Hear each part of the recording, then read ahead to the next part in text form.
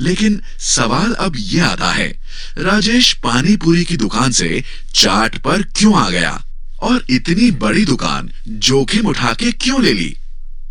स्वरोजगार बिजनेस चलाने के बाद अगला कदम आता है उद्यमिता से बिजनेस शुरू करना। अधिकांश बिजनेस इस तरह से आगे बढ़ते हैं। इससे जो बिजनेस का मालिक है वो धीरे धीरे प्रोडक्ट या सर्विस के अलावा ग्राहकों, कर्मचारियों, बिजनेस का रखरखाव इत्यादि पर ज्यादा ध्यान दे पाता है। शारीरिक काम से मानसिक काम की ओर भी ध्यान बढ़ता है।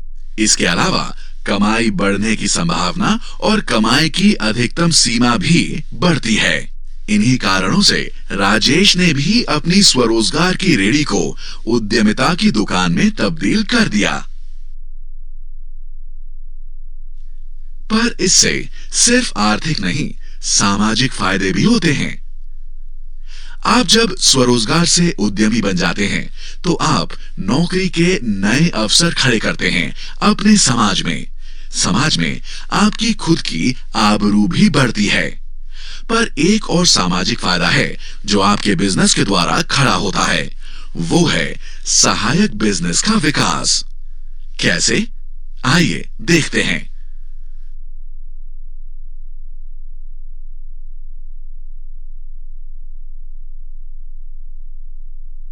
आप एक चाय की दुकान शुरू करते हैं। चाय पत्ती की मांग बढ़ती है। चाय पत्ती सप्लायर्स के पास मांग बढ़ जाएगी। चाय पत्ती पहुंचाने वाले ट्रकों की मांग बढ़ जाएगी। उन ट्रकों की मरम्मत करने वालों की मांग बढ़ेगी। चाय पत्ती बेचने वालों के पास मांग बढ़ जाएगी। चाय किसानों के पास मांग बढ़ जाएगी। अब इससे चीनी, दूध, अदरक, इलायची और अन्य सामग्रियों के लिए दोहराएं। सामाजिक और आर्थिक विकास आपका और आपके देश का। स्वरोजगार करें, आत्मनिर्भर बनें।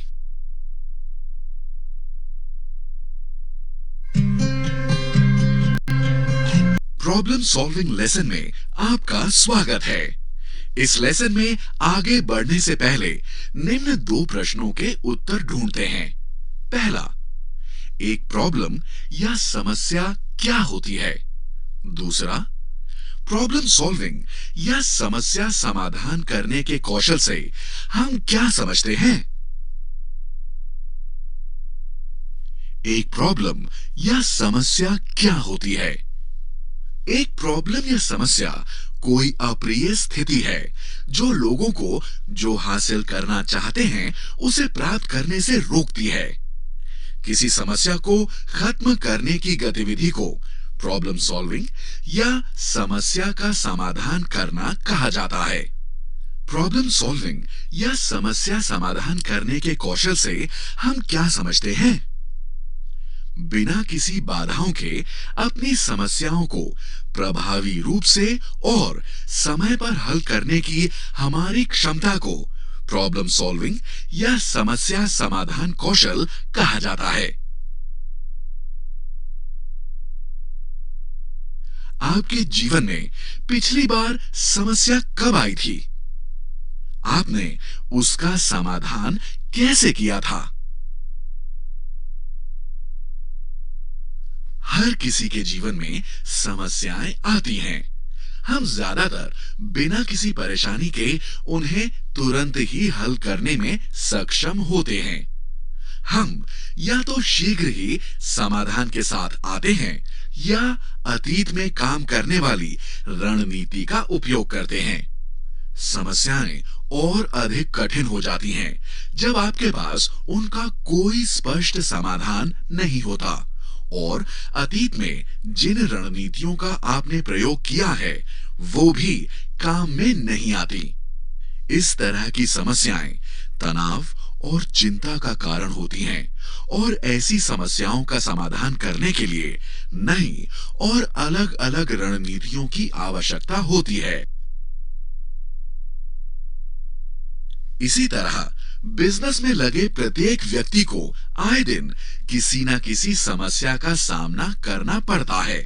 हालांकि कुछ समस्याएं दूसरों की तुलना में ज्यादा कठिन होती हैं, लेकिन आपके सामने चाहे बड़ी समस्याएं आएं या छोटी समस्याएं आएं, यह कौशल प्रभावी रूप से सभी प्रकार की समस्याओं को हल करने में मदद करता है। ये जरूरी नहीं है कि हर व्यक्ति इसमें शुरुआत से ही अच्छा हो। यह एक ऐसा कौशल है जिसे सीखा भी जा सकता है। इस लेसन के अंत तक आप सक्षम होंगे बिजनेस में लगे व्यक्ति के लिए समस्या सुलझाने के कौशल के महत्व और समस्या सुलझाने के 4 मुख्य चरणों को समझने में।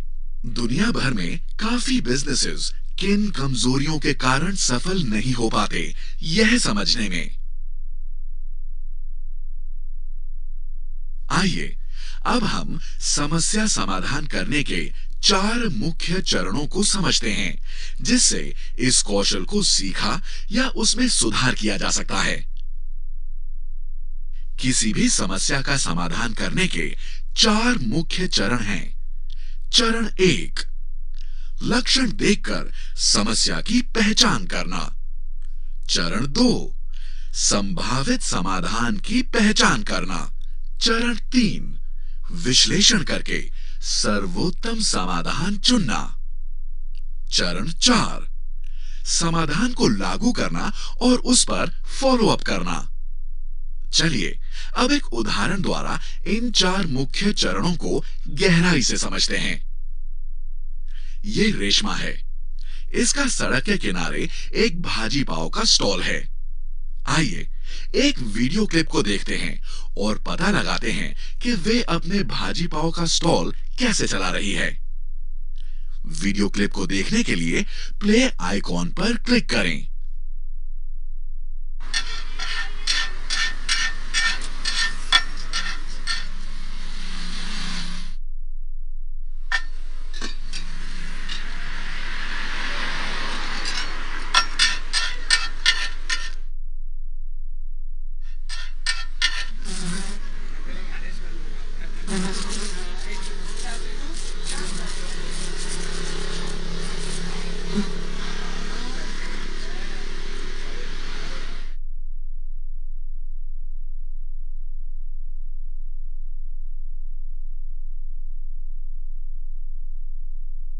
आपको क्या लगता है कि रेशमा किस समस्या का सामना कर रही है? आप सभी को लग रहा होगा कि रेशमा के स्टॉल पर प्रत्येक दिन ग्राहक कम होना उसकी समस्या है। परंतु ग्राहक का कम होना तो एक लक्षण है। तो फिर असली समस्या क्या है? आओ पता लगाते हैं। रेशमा लक्षण देखकर असली समस्या का पता लगाती है। उसके मन में निम्न तरह के सवाल जवाब उठते हैं। लक्षण, ग्राहक कम होते जा रहे हैं, परंतु क्यों? काफी तरह के कारण हो सकते हैं। कैसे पता लगाया जाए? जवाब, ग्राहकों से पूछना चाहिए। समस्या को समझने के लिए लक्षणों को समझना काफी महत्वपूर्ण है, लेकिन समस्या और लक्षण में अंतर क्या है? उदाहरण, छींक आना लक्षण है, सर्दी होना समस्या है। अगर आपके बिजनेस में कोई समस्या आती है तो आपको उसके लक्षणों को देखकर मूल परेशानी तक जाना होगा। समस्या की पहचान करने का सबसे आसान तरीका है क्यों पूछना। लक्षण, ग्राहक कम होते जा रहे हैं, परंतु क्यों? रेशमा लक्षण देखकर समस्या को अब रेशमा ने समस्या की पहचान कर ली है। अब वह अगले चरण की ओर बढ़ती है, संभावित समाधानों की पहचान करना। रेशमा निम्न संभावित समाधानों के बारे में सोचती है। 1, किसी को नौकरी पर रखकर नियमित रूप से उससे बर्तन, टेबल, दुकान और आसपास की जगह साफ सफाई करवाओ। 2, स्वयं ही पूरे स्टॉल की सफाई बनाए रखे। 3, अपनी छोटी और गंदी जगह छोड़कर कोई बड़ा रेस्टोरेंट या होटल खोल ले। प्रत्येक ऑप्शन के बारे में विस्तार से जानने के लिए उस पर क्लिक करें। लाभ: अगर अन्य व्यक्ति उसकी बर्तन धोने, टेबल साफ करने, स्टॉल की आसपास की साफ सफाई रखने में मदद करेगा, तो रेशमा अपना ध्यान अच्छा और स्वादिष्ट भाजी पाव बनाने और अपने बिजनेस को बढ़ाने के अन्य तरीकों को सोचने में लगा सकती है। वह व्यक्ति साफ सफाई के साथ साथ ग्राहकों से ऑर्डर लेने और उन्हें भाजी पाव परोसने में भी उसकी मदद कर सकता है। हानि: रेशमा को प्रत्येक महीने उस व्यक्ति को वेतन देना पड़ेगा। इसका मतलब है या तो उसको अपने भाजी पाव का दाम बढ़ाना पड़ेगा या फिर उसे अपना मुनाफा कम करना पड़ेगा।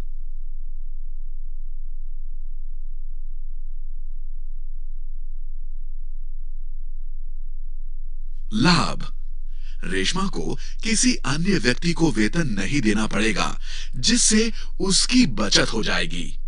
किसी अन्य व्यक्ति को ढूंढने और उसे काम सिखाने का प्रयास भी बच जाएगा। हानि: रेशमा फिलहाल भाजी पाव बनाती है, ग्राहकों से ऑर्डर लेती है, उन्हें समय से खाना भी परोसती है, उनसे बिल के पैसे भी लेती है वगैरह। यदि वह यह साफ सफाई का काम भी स्वयं करेगी, तब उस पर काम का अधिक भार आ जाएगा, जिसका उसके खाने की क्वालिटी पे भी प्रभाव पड़ सकता है।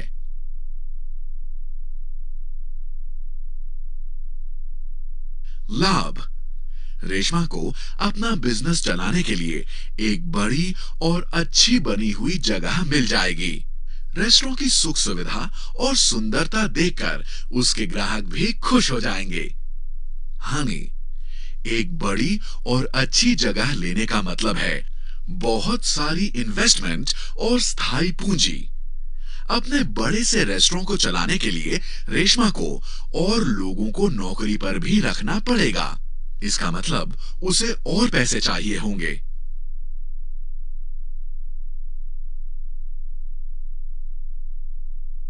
तो आप रेशमा को क्या सुझाव देते हैं? उसे क्या करना चाहिए?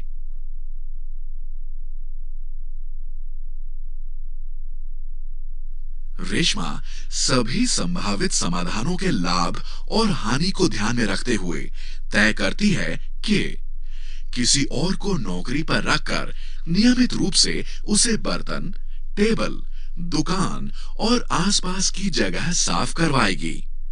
थोड़ा अधिक पैसे लगाने से रेशमा को काफी मदद मिल सकती है, जिससे वह अपने खाने की गुणवत्ता और अपने बिजनेस एवं ग्राहकों पर ज्यादा ध्यान दे सकती है। रेशमा को रेस्टोरेंट की नहीं, सफाई की जरूरत है। अधिक जगह की जरूरत उसे फिलहाल नहीं है। रेस्टोरेंट में बहुत ज्यादा पैसे लगाना होगा और उसे चलाने का दैनिक खर्च भी बहुत ज्यादा है। अब जब रेशमा ने सर्वोत्तम समाधान चुन लिया है, वह एक ऊर्जावान युवा को ढूंढती है जो उसके स्टॉल और उसके आसपास की सफाई रखने में उसकी मदद कर सके। वह शंभू को नौकरी पर रखती है, जो उसे न केवल साफ सफाई करने में मदद करता है, बल्कि ग्राहकों से ऑर्डर लेने और उन्हें भाजी पाव परोसने का भी कार्य करता है। रेशमा के ग्राहक उसके स्टॉल की साफ सफाई और शीघ्र सर्विस से बेहद खुश हैं। रेशमा का बिजनेस धीरे धीरे बढ़ना शुरू हो जाता है और उसके गर्मा गर्म भाजी पाव खाने के लिए अब उसके स्टॉल के बाहर ग्राहकों की लंबी लाइन लगी रहती है। समस्याएं सिर्फ बिजनेस में ही नहीं, हमारे जीवन में भी आती हैं। हमने अभी जो समस्या का समाधान करने के 4 चरणों को सीखा है, वे आपके व्यक्तिगत जीवन की समस्याओं में भी काम आ सकते हैं। इन 4 चरणों वाली रणनीति का अभ्यास करें और इसी दृष्टिकोण से सभी समस्याओं का हल निकालने की कोशिश करें। अब हम समस्या समाधान करने के 4 चरणों को समझ चुके हैं, जो हैं। अब आपकी बारी। अपने घर में से ही कोई छोटी समस्या की पहचान करें। उदाहरण, कोई पंखा जो आवाज करता हो, कोई बल्ब जो काम न कर रहा हो। समस्या समाधान करने के 4 चरणों का उपयोग कर समस्या का समाधान करें। अगली कक्षा में अपना अनुभव अवश्य शेयर करें।